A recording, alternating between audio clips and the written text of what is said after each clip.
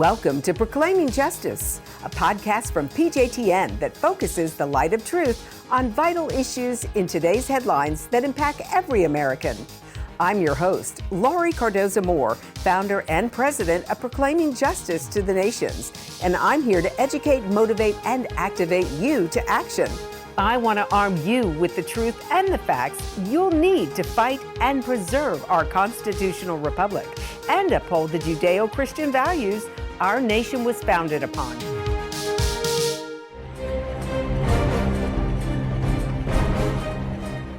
There is darkness in the world.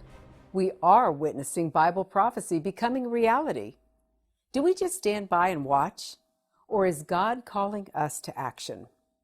By returning to God's original wisdom proclaimed to the Jewish people thousands of years ago, we can learn how to play our part in this unfolding drama.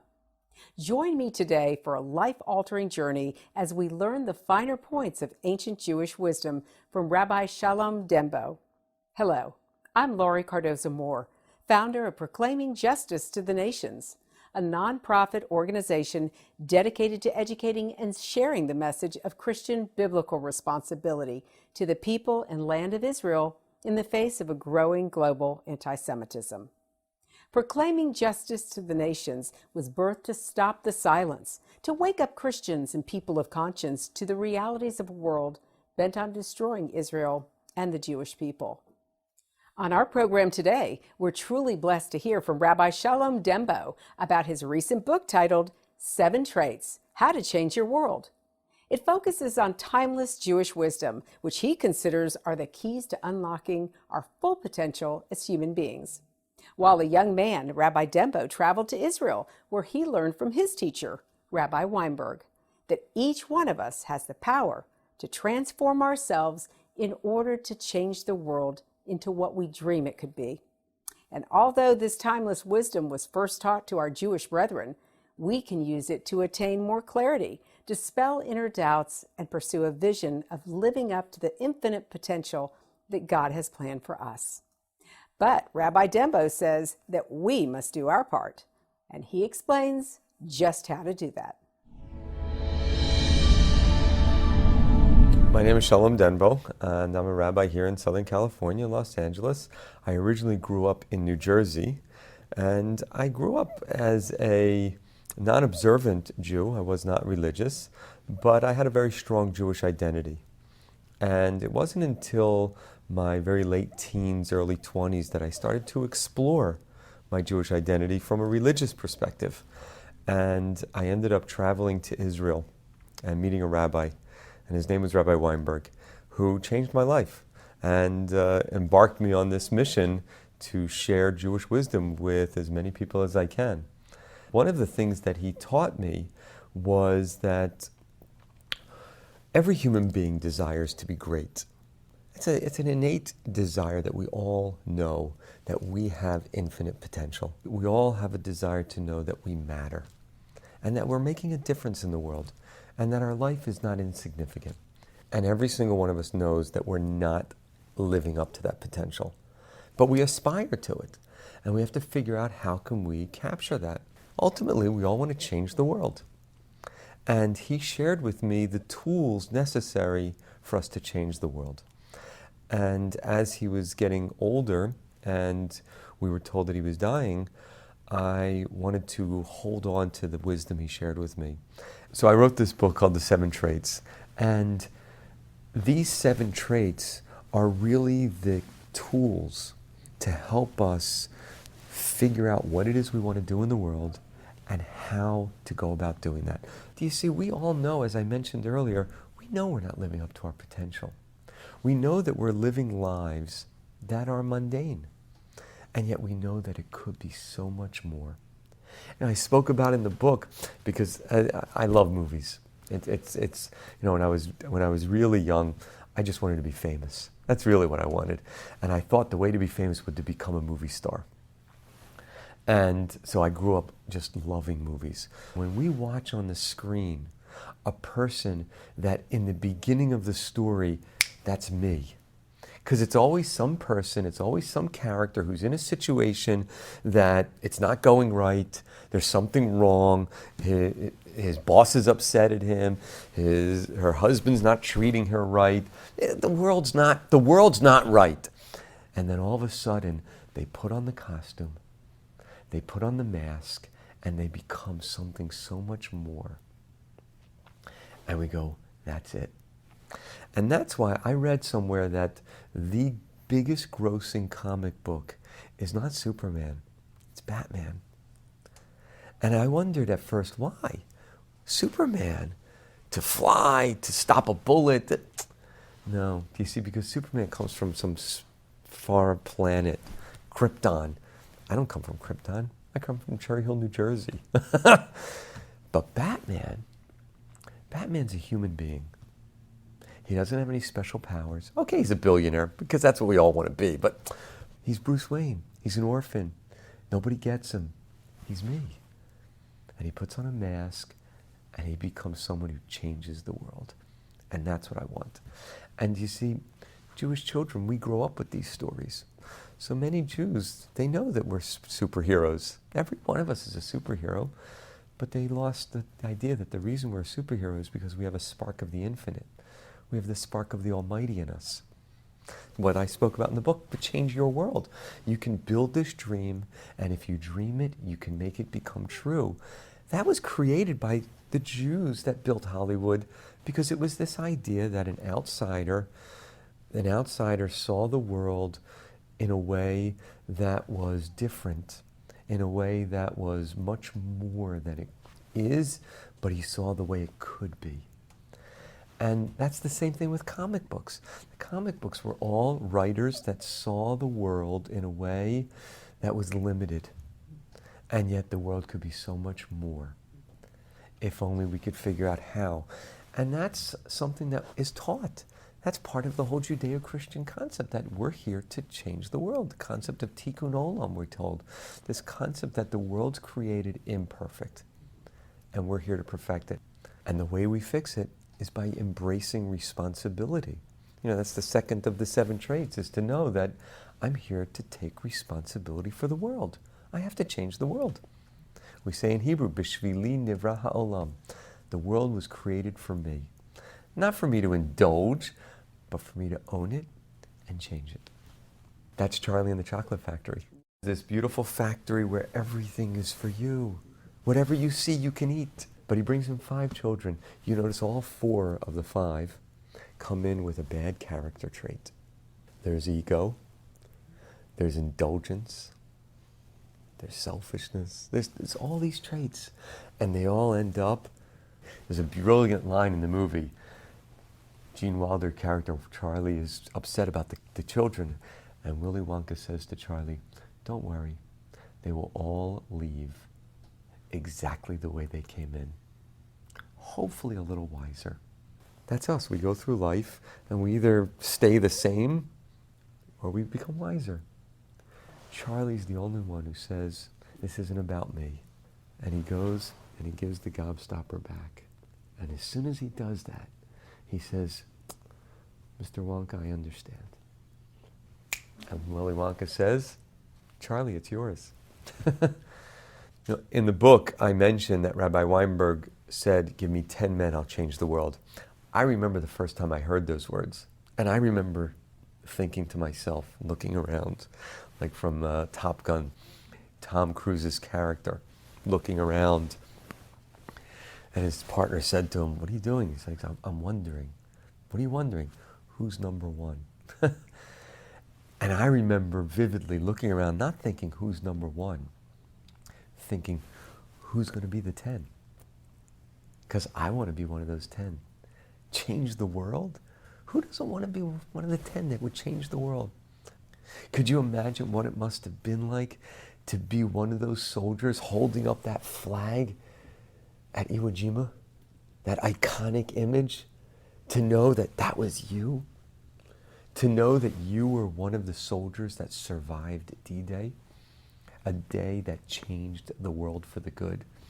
We don't talk about these days anymore because nowadays, no, you're not supposed to stand up and fight evil. You're not allowed to fight evil. to know that you were part of a group that changed the world is powerful. I wanted to be one of those 10. The reason that he said it is because my rabbi, Rabbi Weinberg, understood that the most powerful force in the universe is unity. It is unstoppable. The 7th trait is unity that comes from humility. We can only have unity if we're humble. If we get rid of this is about me, and it's about what's the goal. The goal is to change the world. The goal is to find a cure for cancer. The goal is something of substance, and we're here to find the answer to that. And if you've got an idea, I want to hear it. I don't care that my name's on the board. I want to know it. And if we had that unity, he understood, we'd be unstoppable. The irony is that while you mentioned there's such disunity, there's such discord within the Jewish community, within the Judeo-Christian, the Jewish and the Christian community, within America, that discord is what's destroying us. And the irony is that as much as we refuse to work with each other, wait, what are they doing? And if we see that they're doing something that works, hey, we have to do that. So let's sit down and figure out how to work together. You figure out how to work together, we'll fly. The greatest movie scene that I've ever seen that teaches this is the story Miracle. The movie Miracle, about the U.S. Olympic hockey team in the 1980 Olympics, where the U.S. hockey team was going up against the juggernaut, the Soviet Union, the undefeated team. And they thought there's no way we could win. But we will not be humiliated. The U.S. Olympic Hockey Committee said we cannot be humiliated by the Soviet Union. We can't beat them, but we will not be humiliated. This was at the peak of the Cold War. So Herb Brooks put together this team that, as everyone knows, wins the gold medal. And there's this poignant scene in the movie Miracle with Kurt Russell playing Herb Brooks, the coach, where they had just played their first exhibition game, and they won with ease. But Herb noticed that they were all being hot dogs. They were all showing off. And he stopped them, thinking they're going to go celebrate. And he says, you're not going anywhere. And he made them stay on the ice after playing 3 periods of Olympic-level hockey. They're exhausted, doing exercises, skating, screaming at them. And screaming at them and saying, you need to understand, you don't have enough talent to win. The only way you're going to win is if you understand that the name on the front of the jersey is a heck of a lot more important than the name on the back. Get that through your head. And it wasn't till the captain finally says who he is. And Herb Brooks says, who do you play for? And he doesn't say his college, which is what all the other students had said when he asked him. He said, I play for the United States. This isn't about me. Look at me, I made the Olympics. This is about something so much bigger. It's a powerful scene. If we would get rid of the ego, if we would realize this is something much bigger, tell me, how can I become greater? I want to take you to Israel in pictures and film. I want you to see how God's sovereign hand can be seen before our eyes right here in this land. That's why PJTN is offering a special anniversary package that includes a captivating new book and award-winning DVD. Israel Rising is a unique visual story of Israel's miraculous journey from unforgiving desert to thriving nation. Thousands of years ago, the prophet Ezekiel foretold a future time in which the arid land of Israel would come alive for its people. Now this breathtaking book documents the fulfillment of this vision, as rarely seen photographs from the 1880s to the 1940s are juxtaposed with recent photos of the same locations. This book will inspire and captivate you as it illuminates Israel's foretold awakening in a new and unforgettable way.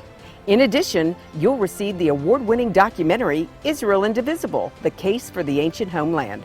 This inspiring film examines the many political twists and turns that make Israel the world's most controversial nation. From Abraham and the Promise to the issues facing the Jewish state today, the film examines the historical, archaeological, legal, and biblical foundations for the modern state of Israel. This is a limited time offer for these two remarkable resources for just a one-time gift of $70 today. Your generous donation will help ensure that PJTN stays on the front lines and in the headlines of all the important issues facing Israel and our Jewish brethren. So please go to pjtn.org today. From studying history, it's very clear that what starts with the Jews never ends only with the Jews. We must strongly stand against any anti-Semitic trends, for if not stopped, they'll cause harm to all of us, and we'll witness the downfall of our Judeo-Christian Western culture.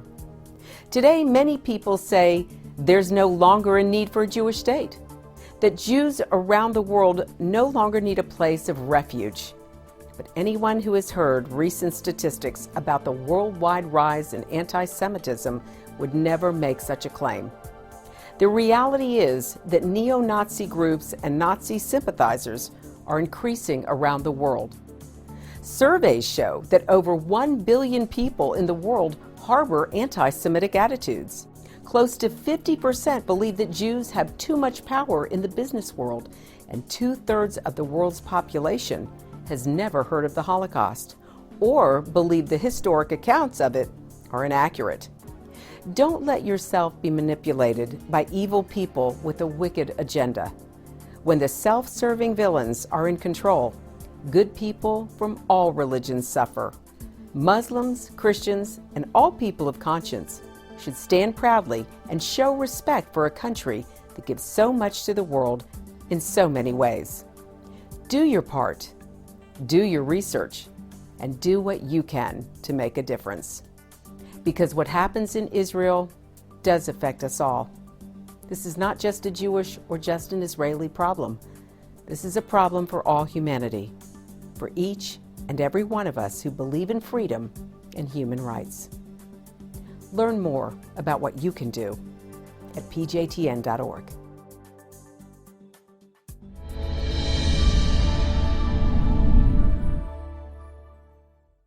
Rabbi Denbo teaches that God instills within us the desire to achieve great things, and that we can only accomplish this through exercising our personal responsibility. It has been said that it's not what God does for us that transforms us. It is what we do for God that helps us grow and achieve greatness. We certainly need God's blessings, but He has also given us minds in order to make the choice to be His partners in achieving Tikkun Olam, the Jewish desire for changing the world for the better. The Bible gives us numerous examples of how righteous people assumed personal responsibility in order to do God's holy work and change the world. Next, Rabbi Denbo tells how two more traits, unity and clarity, help us mold and shape our personal potential for greatness. He gives examples from our country's history, our business leaders, and from today's popular movies. Inspiration is all around us, if we just look for it. Rabbi Weinberg had a lot of sayings that I try to embrace and remind myself of them. And one of his most powerful sayings was the following: if you don't know yourself, you don't know anything. The first of the 7 traits is clarity. Clarity means 5-finger clarity. To know something like you know you've got 5 fingers on your hand. If I ask any 20 people, how old are you? They'll tell me how old they are. If I ask those same 20 people, tell me what are the 3 most important lessons you've learned about life? It's not clear. Clarity is knowing something like that. You could learn all the books you want about all different kinds of philosophies, but if you don't know who you are, if you don't know what makes you tick, then then none of that's going to have an impact on you, because you won't know how to implement it. What desires do you have? What impulses do you reach out and grab? If you don't understand how you work, then you can't implement any wisdom. But even more important, if you don't know who you are, your identity, then you will spend a lifetime trying on different identities because you don't know your own. So if you ask somebody, what's the purpose of life? Why are we here? What's life about? What do you want to do with your life? You have to have clarity, and you have to know it like that. If we are not taught who we are, then we will spend a lifetime running away from who we are. If we are not taught that America is a gift to the world, America has taught the world one thing: freedom is something worth dying for. Freedom is worth living for. Freedom is worth fighting for. And that's why Judaism actually says that you should ask yourself, what am I willing to die for? Because once I figure out what I'm willing to die for, now I know what I'm really supposed to be living for. When I speak, I did speak about the founding fathers and the vision that they had to build this country that I believe is the greatest country. And I think that the Jewish people have a lot of gratitude that we need to have for this country, for what they've done for not only Israel, but also just for the Jewish people. And I believe that America is as great as it is because of the vision of our founding fathers. A vision of a country that was built on meaning, built on responsibility of the individual, but a responsibility of the individual within the context of a unified vision that was built on Judeo-Christian values. And those two things working hand in hand is what makes our country great. And that's freedom. Do you see, freedom, this has nothing to do with the 7 traits again, but freedom is not the ability to do whatever I want. I can't do whatever I want. I can't just walk into a store and take something. Freedom is the ability to do what matters. That's real freedom. And something can only matter if it is built within the framework of values. Without a framework, there is no freedom. And the founding fathers had that vision. Now, in this day that we're living, in the society that we're living in, people aren't being taught about our history. People aren't being taught about who we are, not only as Judeo-Christians, but people aren't even being taught what it means to be American. Students don't even know who Nathan Hale is. Nathan Hale was an American spy in the Revolutionary War at a time where they had that clarity. The first of the 7 traits is clarity. No, what is life about? Have a vision of what do I want to accomplish? They had that back then. And Nathan Hale was caught as a spy by the British, and just before he was executed was said, final words. The old idea, the old notion of, do you have any final words? And he said, I have one regret, that I have one life to give for my country. The idea of giving your life for your country? People would laugh at that today. But we have to understand, we can't judge a person in those times by our times. The Bible says that Noah was a righteous man in his generation. We have to judge ourselves by the time we live in. And we have to be able to stand up now and look at the world that we live in now and say, am I being righteous today? Judaism and Christianity have taught the world one thing, that there's an Almighty that created the world, one God that created the world, and that loves us and wants us to be great, and created a world for our benefit, and just wants to give. And we have to live up to that. And if we run from that, then we will spend a lifetime in misery, trying on all different things. And that's what I try to share with people in the 7 traits. And they are as follows. Number 1, clarity. We have to have a vision, a clear understanding of what are my goals? What do I want to accomplish?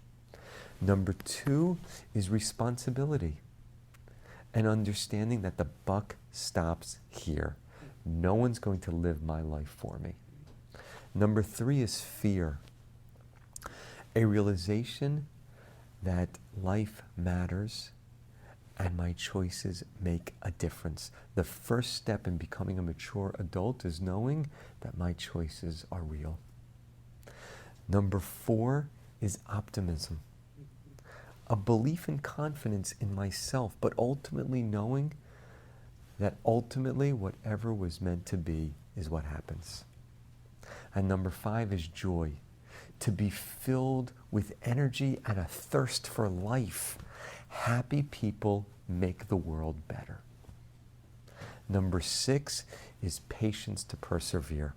Quitting is not an option, period. And number 7, the greatest of them all, unity that comes from humility. The greatest obstacle we have is ourselves. If we would just get rid of the ego, we could truly be great and change the world. Those are the 7 traits.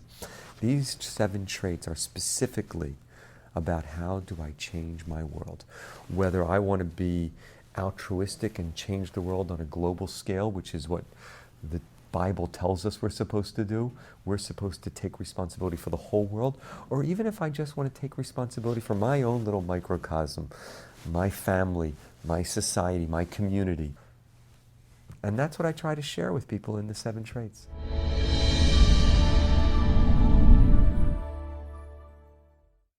Well, that's our program for today.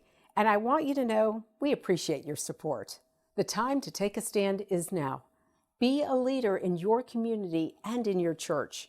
One person can make a difference. Get involved with and support pro-Israel organizations such as PJTN. Call your senators, congressmen. Let your elected leaders hear from you. Visit our website to learn more. Sign up to receive free action alerts and order our films to share with family and friends. Please encourage everyone you know to tune in and become informed. If you're interested in starting a local PJTN chapter to combat anti-Semitism in your community, please contact us at info@pjtn.org. God bless you, and thank you for all you do on behalf of our Jewish brethren and all Israel. We'll see you next time on Focus on Israel. To support this program, send your tax-deductible gift to Proclaiming Justice to the Nations, P.O. Box 682711, Franklin, Tennessee 37068. You can also support PJTN online. Visit pjtn.org or call 1-877-873-9020. Anti-Semitism has reached epic proportions, and Israel is now surrounded by nations who seek its destruction. For Israel to lose just one battle would mean losing everything. As Christians, it is our biblical responsibility to stand with our Jewish brethren and Israel. PJTN needs your help to reach more Christians with this urgent message. Please visit our website to become a member today and order our award-winning documentaries. You must decide that you won't be silent. Sign up now at pjtn.org. God bless you, and thank you for your support and prayers. Thank you again for joining me on this edition of Proclaiming Justice. Please share this podcast with your family and friends. For more information about how you can get involved, please visit our website at pjtn.org. As a PJTN Watchman, you can help us keep up the fight to preserve our freedom for our children and their children for such a time as this.